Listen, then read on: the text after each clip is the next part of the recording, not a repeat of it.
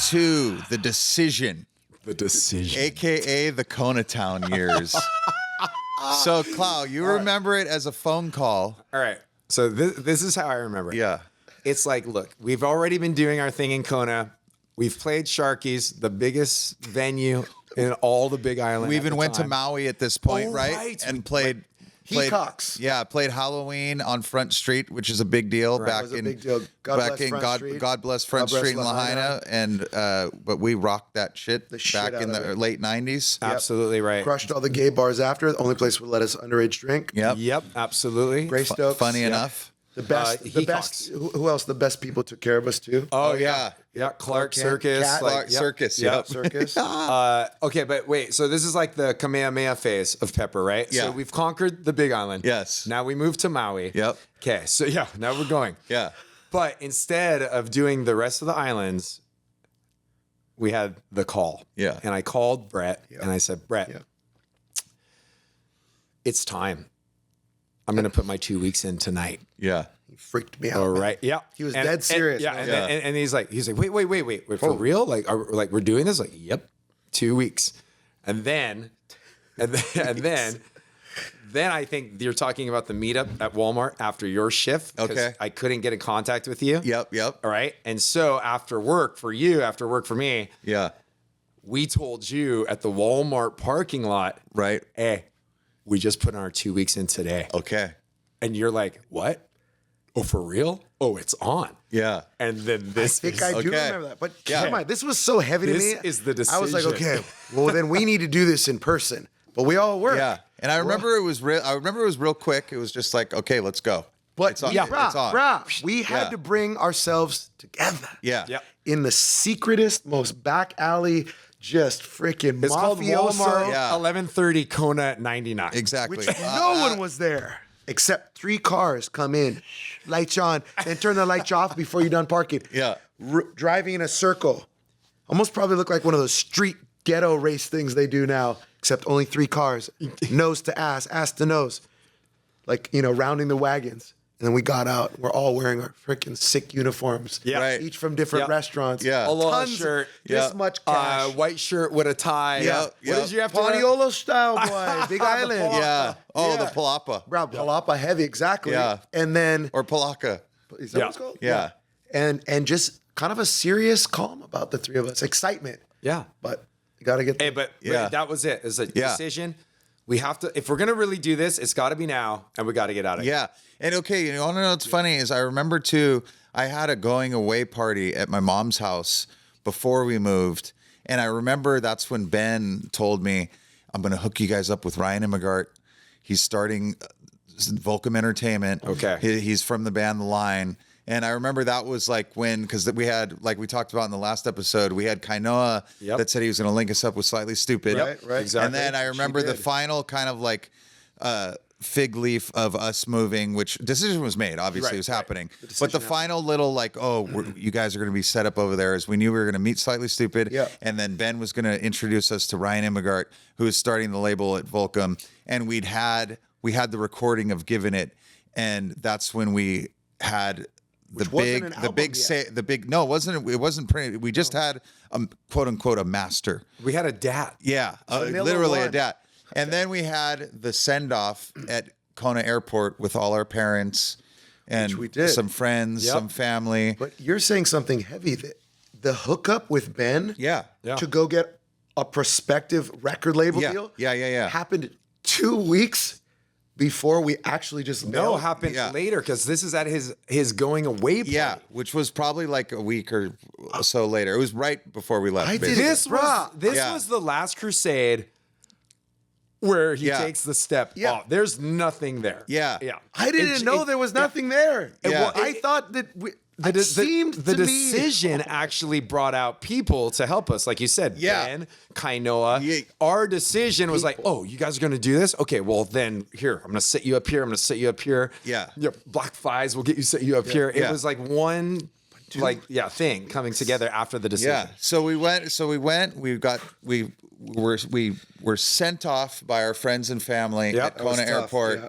I remember you had that little camcorder that eight- you brought with us. Yes. Yes, the Super 8. that we were doing our impersonation of the Guns N' Roses On the plane. Welcome to the Jungle video the whole time. Trying to out the window because we're landing in LA. Yeah, because right? we're landing in LA. So of course, where do we go? We go to the Welcome to the Jungle video, naturally. But I think we're bothering people on the plane because we're trying to, excuse me, can you move out of the way? We're looking at LA and they're like, what? Who are these we were full assholes? Griswolds. Full We were Griswolds. Full Trying to Griswolds. zoom out the porthole. Yeah. You're gonna die. Like trying to do that. Yeah, and because we were waiting, we were flying in LA, and our classmate, aka one of our best friends, Of all time. Tiffany Brown, aka Muff, Muff. had, which actually that was another like catalyst of us moving. It was she had an Right. extra room in had- her apartment in Carlsbad, But in North County, San It was Diego. a 2-bedroom apartment. Yeah. She bathroom. had one. Yeah, And one was being available. yeah, The 3 of us were in that one. yeah, absolutely. Yes. These were not a big apartment. if you're No, this is in Carlsbad in the Lavadia part. Like, Yeah. it's like, whoa. Yeah, yeah. okay. And I remember we were pumped to go to Carlsbad because we were like, isn't that where Denise Richards is from? Yeah. And we're like, let's go. We're in. Let's go. And then I remember driving down the freeway on the 405, and that was like the first thing, like, oh my God, how's this freeway? This is nuts. And then driving through and seeing Bolsa Chica Avenue and remembering Gleaming the Cube. Oh, because that was Bolsa Video. Nice. Remember? Yes, absolutely. And then we went down and we put all our 3 drawers worth of stuff in the room that we eventually went and got the 2 futons for Yes. that we laid across the whole room called the limo. Yes. And then And they didn't even go all the way across the room. They were like lumped up on each Yeah. other because the room was so small. but like those in the dresser, we probably went to like a garage sale Yeah. or something and bought. no, the dresser was. Oh, it was already there. Remember, it was on our curb. It said free. Oh, And nice. it had 3 drawers, and we were like, It's Yeah. like, thank you, universe. That Yeah. makes sense. It's meant to be. Our whole Right. life in one drawer. Yeah. right there. Right there. And then so we get there, and all we know is obviously first we need to go to Tijuana because that was the first thing. Let's get this out of the way. Let's Yeah, get this yeah, out of the way. check. Take me to we, the we heard you can drink. Club A, boy. Yeah, we heard you can drink there if you're 18. Let's do this. Yeah, okay. And then second thing we knew was we needed to buy a van Yep. and start playing some shows, which was all in the midst of getting the van and then getting linked up with Ryan Immigart. Yep. And Ryan Immigart being like, yeah, what's up? Nice to meet you boys. You guys can use the offices to make flyers and like use the phone if you need to book some shows. Very punk rock. Yeah, very punk rock. And they said, oh, and if you want, we can print up this Given It CD that you have, which wasn't like a full like record deal. No. Because I remember we paid for the Yeah. for the 1,000 CDs Yeah. and went and picked them up in Your car. that Honda Civic that I bought from our buddy Brock Yes. Foster. Yes. And that was basically our like That was everything. touring vehicle. You were the for- only one that could afford a car, and you're like, I'm gonna get a fucking car. Yeah. Yeah. Clow and I were like, shit. Yeah. And then we get the 1976 Dodge Sportsman. Yep. Deluxe. From a lesbian couple off of the so 76 sweet. Yep. that was in Oceanside, the 76 going off of Oceanside. It was like a vanilla bean color, like a dark, Yeah. not a white van. And then our same friend, Brock Foster's older brother, somehow we get to talking to him and think it's a good idea to paint the van snow camo. Well, it is a good idea. Well, it is a was good the idea. best idea, Yeah. and we let's be believe proud of that. Yeah. He was older than us. He gave me his ID so I could start getting in. Yeah. 'Cause you had Delta's ID. Yeah. Yeah. And Yeah, but yeah. the best part is he's a Hawaiian police officer. Yeah. Yes. That was the best part. So he helped us do all these things. God bless him. And then we finally get linked up with Ryan Immigart and we drive the van up to Pepino's, A lot of play in the wheel. the Italian restaurant that used to have punk rock shows in like Yes. Costa Mesa or something. Yes. And the line is playing. Right. And they let us jump on their equipment. For like 3 or 4 songs. Yeah. And we I didn't think even at want that to. He's like, you guys should jump on our stuff. We're like, what? And I think at And- that point, some sorry to cut you off. No, I no, think no, no. some songs from Kona Town had been born at that yeah. point. Like Hose, maybe.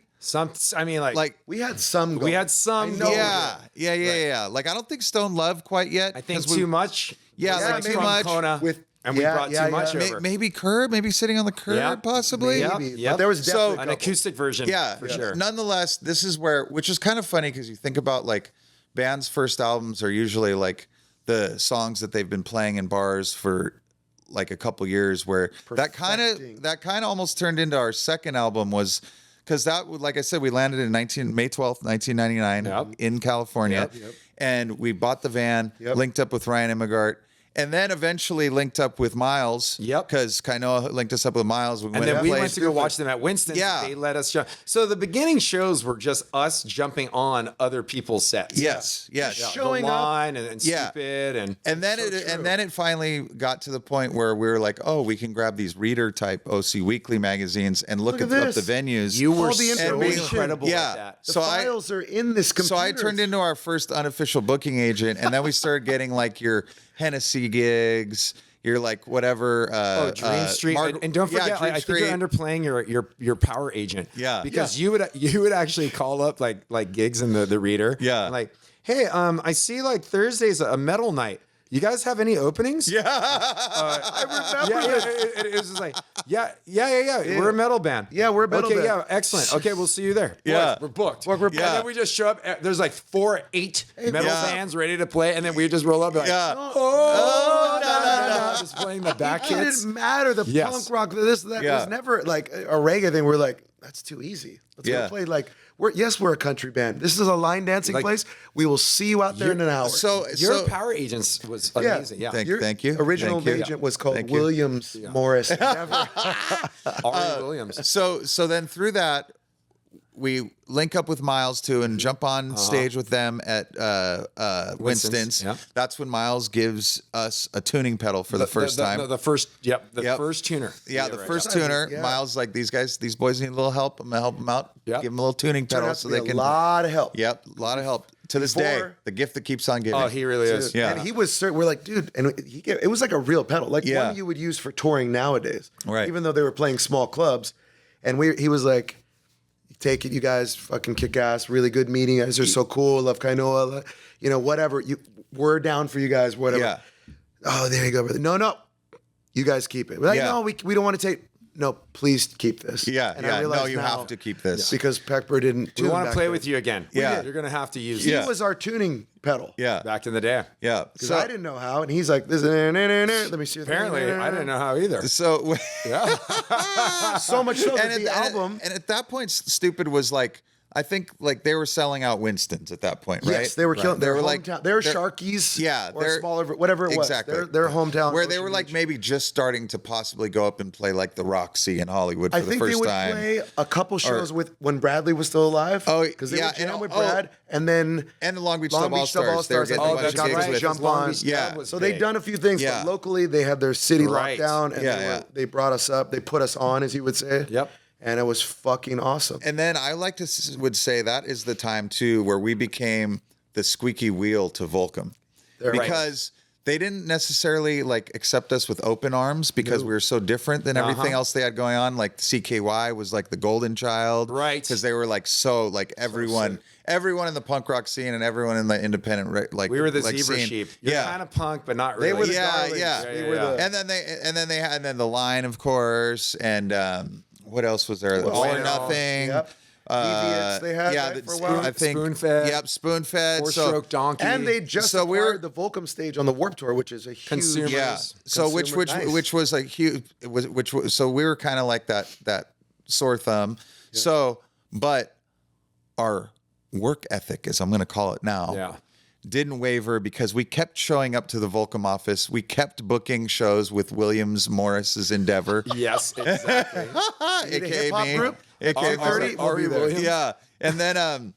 And then, but we kept showing up to the point that I think Immigart and everyone was like, oh, actually these Pecker guys they really mean some business. They're willing to bust ass. So back to what you're saying is they finally got the stage on Warped Tour, the Volcom stage. 2001? I think 2000 was the first year it had been Wow, out okay. because that was the year that Immigart guys and the Line was the setup They and were the breakdown one that- band. yeah, okay. And then the second year, 2001, they had it. They hit us up.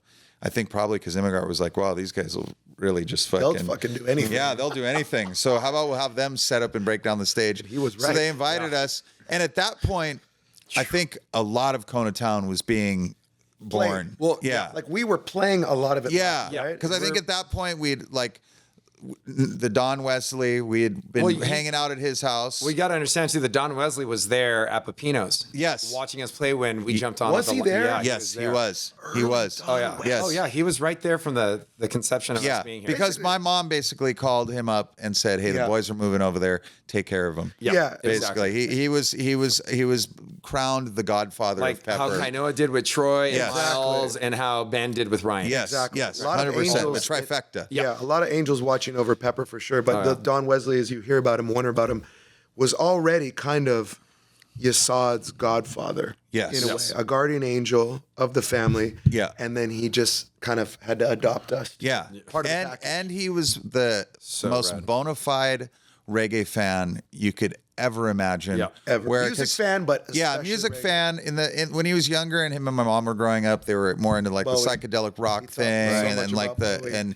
and you know your Led Zeppelins and all that. And then once the '80s hit, Nerd turned into heavy Straight. reggae vibes, where he would always go to Jamaica and buy records. Yes. straight like crates Who of does that? records. If you Yeah, want the because real records, I'm going to Jamaica to yeah, buy. because he was so successful growing weed in the 80s and grew the best shit that best. they had. Yeah, the best. And so through his success, he would go to Jamaica and he would live the real reggae fan life. 100%. And knew all the origin stories, the roots to everything. He started a reggae band. I Yeah, think. and had He was the Don. So during this first, like, what do you think, like 6 months or a year of us being in the mainland, we were going up to the Don Wesley's house, and he was helping us out by letting us trim buds and paying us how we because made money. because we needed to buy our one bean and cheese burrito that we would all split. This big though. Yeah, extra tortillas. And through his massive reggae catalog, I remember he recorded us mixtapes. Or he had mixtapes recorded that Kaleo got a bunch of them that he Yep. sat on for a while. That's That where like he would make, or eventually he started letting us in. yeah, and that's where like your Stone Loves came from and shit like that. And then so back to Immigrant inviting us on Warped Tour, and that was our first official tour. Was 2001, going on the Warped Tour, but having to break down or set up and break down the Volcom stage, which was basically this like 12 panel wooden stage. Forget any of those panels. That we'd have to wake up early, and well, not even wake up. We just have to get to the venue at like 7 a.m, set up the stage, then let all the bands play on that we're going to play, which was, I don't know, that year was like Coheed and Cambria was Don't on the forget, Volcom We stage. had to bribe the forklifts people. Oh, who yeah. worked with the semi-truck people to get our stage out as soon as possible. Yeah. Because we're tired, we're hungover, we're the band. We just drove ourselves a million miles. Yeah. Played for 42, nose rings, and that's it. Sold your own merch. And you're right. We do that. But you say set up and break down. Dude, that was real labor. Oh, yeah. No, And 100. That if was anything so happened gnarly. to it, which did happen. Yep. Nuts, the mosh pits go on. The stage is made of wood, essentially. It's like a giant skate park. Yeah. And we would build that, and the tent that goes above it. We were real men out there Yeah. doing that. Yeah. Yeah. I was Well, crying. It was just the next thing we had to do to That's get right. to where we needed to go. Yeah. Immigrant was right. And, So no and, matter what. and before that, we had actually went into a studio with Brian Toshlin, good. Cat Piss Studios. Cat Piss Studios, Studios. because his cat literally was pissing all over this Everywhere. place. Beautiful cat. It A was lot of somewhere piss. far inland. I don't know if it was like Fullerton or something like that. Fullerton, maybe. But we started to record. We recorded the arena. We recorded early versions of Stormtrooper. Was I think Four on there, Hose. Four. Yeah, I think 4, Yep. which was Ska 4. Which Which was was Ska Ska 4. 4. Yeah. Couldn't even come up with it. Referring back to Yep. the tape. But then we just bailed the Ska and it was just called 4. 4. How about just 4? What else? Maybe I'm pretty sure Was it was Stormtrooper on there? Yeah, I think Yeah, Stormtrooper Stormtrooper. definitely. Too Much was there. Too much. Right? Yeah. Yep. So we recorded. New Beef. New Beef. Oh right, Yep. which we ended up putting on. On the What EP. ska? Was Stakes that was and- a ska? Yeah. Yeah. Was that a ska? Yep. That was Ska. That was a heavy. Oh, what? We That don't was know. like another one of those like, hey, I love all these bands. Let's put them together. Yeah. Okay. Almost So- giving it era stuff. Yes. Totally. Okay. So Exactly. point being is when Immigrant invited us to go on Warped Tour, he's like, "Oh, we need something for you guys to sell, a new piece of music. You Yeah. put out this Giving It CD like about a year ago or a year and a half ago, so we need something new." So we pulled together, and some still exist out there. I'm sure Coach has a couple copies of it, I hope so. but it's basically Ben's art of Birds of Paradise, right? Yep. Bird of Paradise. And it just said Yes. Pepper. Yeah. And just had a Bird Really of Paradise simple. design, And I think. one of my favorite of all his It is. designs. Yeah. It was so It's good. so sick. And I think, and then we made a huge backdrop of it. I Which remember was about later. 60, Like 10 years 60 later. by 50. Yeah. It was so big. We were like, it's almost like an eyesore. So, and then in a weird way, that was like the pre-production of Kona Town. Yeah. Because, like I said, I think, too much. Excellent way to say it. Right. Too much Stormtrooper hose, I think. Yeah. And maybe 4 and New like Beef. New Beef Yeah. or Right. something. Which was a So- lot of music to do. Remember, we'd only Yeah. recorded one other time and it took forever. Yeah. It felt like forever, right? Yeah, totally. We tried, before giving it, we tried to record a couple other things. Remember the little Camel CD? Yeah. Or- don't forget like Yeah. Uncle Wado Yeah. as well. Cause Yeah. because we were recording with him too. That's So we true. made some attempts, but this So- really was the bridge between giving it and what Yeah. would be Doing the Kona Town. Warped good- Tour was the way that we were able to get into a real studio to record Yes. the Kona Town that we know now. Because I think what happened too was during the Warp Tour, I think is when Volcom got the deal with MCA. Uh-huh. So when we got done with Right. Warp Tour, they had all these budgets and shit. Out of so they nowhere. were like, okay, Pepper, we're sending you into the studio with a real producer. Yeah. Oh, Yeah, karate. karate chop. With a real producer. Yeah. Who was he was like the same guy that just did the Line record. He also did MXPX, Chick Magnet. His name's Steve Kravac. Blink-182. From the old Blink-182, the first That's that what first got me. album with He like said- the no, What, Cheshire Cat? I thought he said Dude Ranch.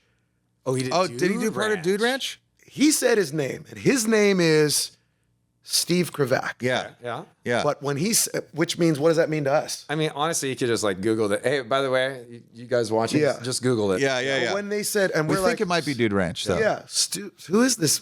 And then you look at what he did. Dude Ranch stood out to me. Yeah. Because during this time, we knew about punk bands, we know about stuff, but some stuff we're caught on later. I didn't know about Blink-182 later. I was like, Yeah. what is this? But then I started hearing in between the songs where they joke and stuff. I was like, oh, this is pretty fun. And Muff was obsessed. Yeah. Oh, yeah. But that MXPX song was pretty big. That Yo, Chick no, they Magnet had one some- that he produced too. And Yep. he was So- from Greg too. He was good friends with Greg from Bad Religion. Yeah. So Full I circle. think through our hard work on Warp Tour and setting Yes. up, breaking down the stage, I think this is where the squeaky wheel got the grease Yeah. from Imagart, because he's Yeah. like, okay, we're going to put together a real budget for you guys. Yeah. You're going to go into West Beach Studios, which we were Legendary. like, yeah, which speaking of Bad Religion, You know that one. that was Mr. Brett's studio that he recorded all the early Epitaph shit, including the Bad Religion, All the the Pennywise, the No Effects, everything there. Even the stuff from the Robin the Hood record that Sublime recorded, the actual 4 songs that were actual studio tracks were from West Beach. Like STP and stuff. Yeah, exactly. That's crazy. Yeah. That's a lot of, I was going to say, when we walked in there, I think they have some stuff. They're not like the overly decadent where they show everyone, but Yeah. like, I remember you really sniffing around like, so what exactly was recorded here from? Yeah. And how? And Yeah, what yeah, equipment? he got very like, Yeah, I was yeah, like, yeah. I was like, so what did they use? Yeah, yeah. I want to sound like that. Yeah. yeah, which Yeah. amp did Bad Yeah, Religion exactly. touch? What do they, what? And, and that's when probably the story of going and doing the old Guitar Center trick came about. Oh, yeah. Because we found out that they have the 30-day return policy. Back then they So, did. I don't know How if it's fast? Yeah. How fast can you crack a record out? Yeah, exactly. So we went and got the 52 52 Telly. Butterscotch. Yep. And we whipped it out before and brought it back within 30 days. Yep. Yeah. And told the person at the counter that you didn't like the tone. And 'Cause they we looked brought at it me. on They looked day- at me and they're like, "You didn't like the Yeah. tone." One of the most legendary 52 guitars in Okay. history, but you don't like Can I the see your tone. receipt? Yeah. Your receipt? Oh, you bought this 29 days, 30 days ago. 23 Huh? hours, Wow, and 57 exactly. minutes ago. Yeah. It's just like, But hey. you want to return it now. So the cool thing is like walking in there too was the first time I ever like noticed vocal mics. Yeah. Because we never really had those. Right. And how different they looked from the SM58s that Yeah, we only yeah, sang in. yeah. I'm like, so that it was a whole new world of Yeah. discovery at West Beach. And then so we get lined up with everyone, but then we do pre-production at Volcom in the offices, right? No, we do no. So we go into the studio. Yeah. And then we get drums all on tape. Oh, and Then we get bass all on tape. Okay. Then we get guitars all on tape. Okay. Then we get keys from Ronnie King. Right. And this is the first introduction to Ronnie King. And just like his relationship with Kravac was deep. Right. Yeah. And so he just comes in. I've never seen a musician like this. Yeah. it's like, whoa, you're way too good for everything. Yeah. Yeah. And so he came in. So all the keys, all those textures that like people love so much in there, it's Ronnie just like one taking it. Yeah. That was another thing too. I would sing something, he would play it. Yeah. Yeah. It would be done. Yeah. And it was like, oh my. So it took us longer, way longer. Ronnie was in there for like an hour. Yeah, I know. And he did everything on that. Well, because where I remember, And then we took that, the 2-inch. Yeah. And then we dumped it into Pro Tools. Then we did the overdubs and the vocals. And at Volcom. At Volcom, this was brand new. at a couple of houses. Yeah. Like his house a little bit or a couple of like his house, his friend's house that had like built out studios. Yeah. Now you got to remember, like this is like the time of Pro Tools becoming Yeah. the industry standard. Yeah, it yeah, wasn't quite there No. yet. And so then we got the bulk of it, all the tape work, and Yeah. then we took that, put it into Pro Tools, Right. and then did it at Volcom. Right. Because I remember a This is coming specific back now. change Yeah. of Kravac adding in the when the dance gets hot part of boot. Yes. Because we didn't have that before. No, we And- got the bulk. and that- I'm remembering now is what he Wasn't that at Volcom when that We I did remember a lot. I remember At being Volcom. and also other people. Yeah. All the overdub stuffs. yeah. A But he lot might of have that. cut you. Yeah. I wonder. Well, that's because you could edit in See, Pro Tools Yeah. was new. People just think of that now. Just do whatever you want. Back then it was very fickle, way harder, but it was still as digital. So we took analog tape, got that in, and we're able to make those cuts. Because remember, he found almost like Lars Ulrich on the Black album, where he found the perfect snare. Well, but the shock of getting into a real studio with a real producer and And a playing real to a click track. playing to a click track. That 'cause was- obviously recording. remember this. Recording, given it was more just like a feel. okay, just set up in there and just play the songs, and we'll hit record, and then we'll do the overdubs, and like there wasn't a ton of like editing or Which, by the anything way, needed. there's nothing wrong with that. Yeah, Like, yeah. It's just like another way to record. Yeah, This yeah. was on because we're taking everything to Pro Tools. Yeah. had to be a grid. Yeah. So it was like Yeah. 20 takes a song or more, and Kravac just being like, "You sure you want to do this for a living?" Like, I don't know. He was so afraid. It was condescending. yeah. He It was not so, afraid to let into us. and it at was any just time. the most brutal just introduction into playing to a click forever. And but yeah, the question life. Yeah. Yep.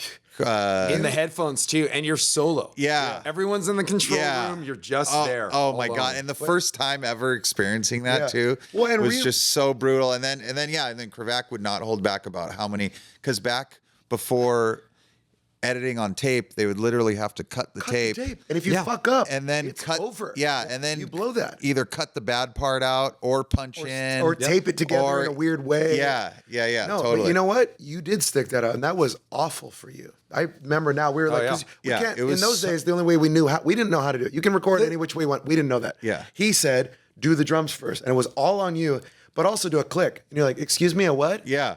And that was, we got to find out what tempo. And We I could jam it not live, whatever. No. And it was that crazy where you're like, you sure the click's not moving?